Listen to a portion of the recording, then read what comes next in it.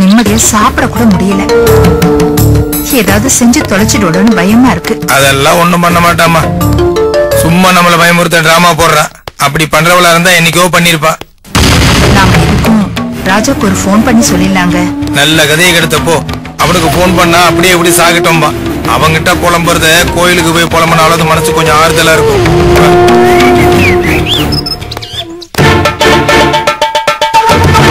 தாயி,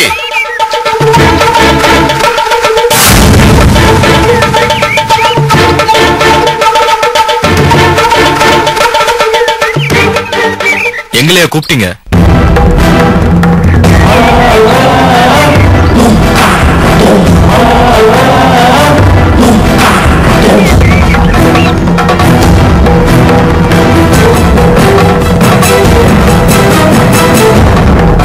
என்ன விஷயம் சாமி? குடும்பத்துல பிரச்சனையா இருக்குன்னு வேதனைப்படுறீங்களா?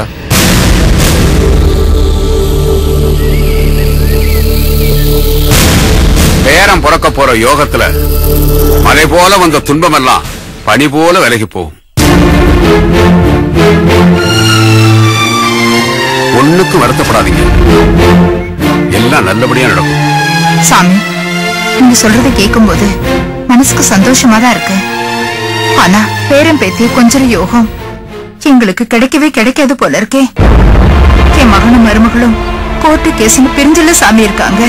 இல்ல தாயி, நீ ஏதோ தப்பா நினைச்சுக்கிட்டு இருக்க.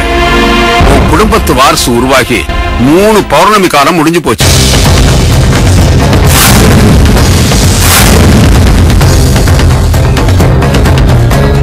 கூடிய சீக்கிரம் உங்க மருமக தங்க விக்கிரக மாதிரி உங்க குல வாரிச பெத்து போட போறா. ஆனா ஒண்ணு, இப்போதைக்கு கிரக சஞ்சாரம் எல்லாம் சாதகமா இல்லாததுனால உங்க குல வாரிச நீங்க ஏத்துக்க மாட்டீங்க. சந்தேகமோ சஞ்சலமோ உங்களை ஆட்டி படைக்கும். எல்லாம் அவன் பிறக்காத வரைக்கும் தான். பிறந்துட்டா கண்டிப்பா ஏத்துக்குவீங்க. நீங்க இப்ப நிழல்னு நினைக்கிறதா நிஜம், நிஜம்னு நினைக்கிறதா நிழல். அது தங்காது. அது உங்க தப்பு இல்ல, எல்லாம் அவன் ஆடுற திருவிளையாடல். அவன் நினைச்சா நிறைய பரியாக்குவான், மாணிக்க கல்ல உப்பு கல்லாக்குவான், என்ன வேணும்னாலும் செய்வான். இதெல்லாம் தெரிஞ்சுக்கணும்னா இந்த ஊனக்கண்ணால பார்க்க கூடாது, ஞான கண்ணால பார்க்கணும். ஞான கண்ணால பார்க்கணும். கோயிலுக்கு தானே போறீங்க, போயே அவன் காலில் விடுங்க, எல்லாம் அவன் பார்த்துக்குவான். கல்யாண மஸ்து.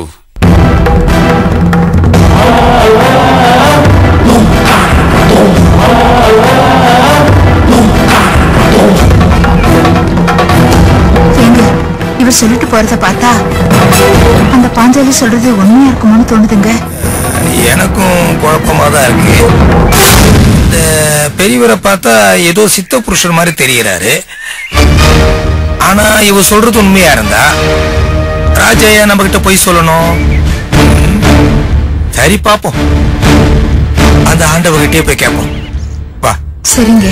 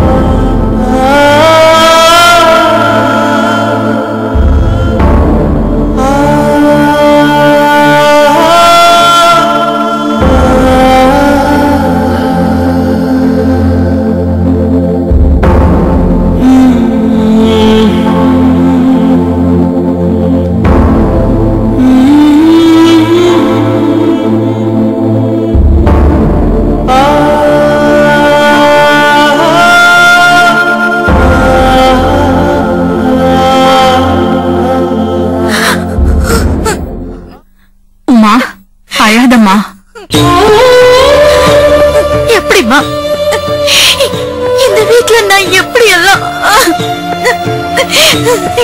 இப்போ என் நிலைமைய பாருமா. முடியலம்மா.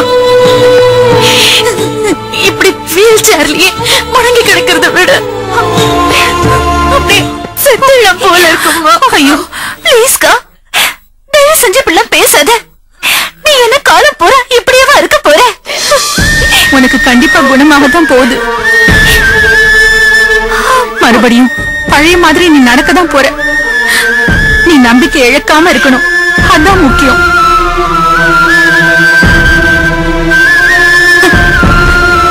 நம்பிக்கையா?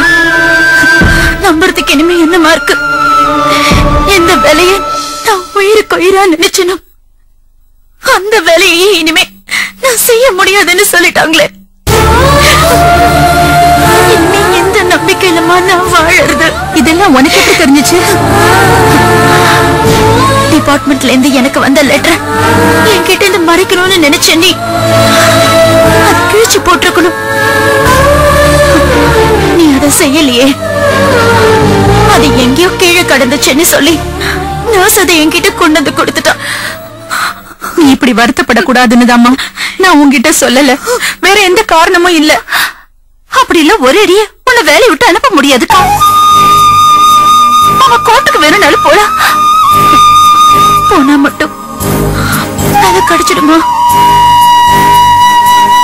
அப்படியே கிடைச்சாலும் நான் தான் வேலைக்கு போக முடியுமா? அவ்வளவுதான், எல்லாம் எல்லாம் முடிஞ்சு போச்சு.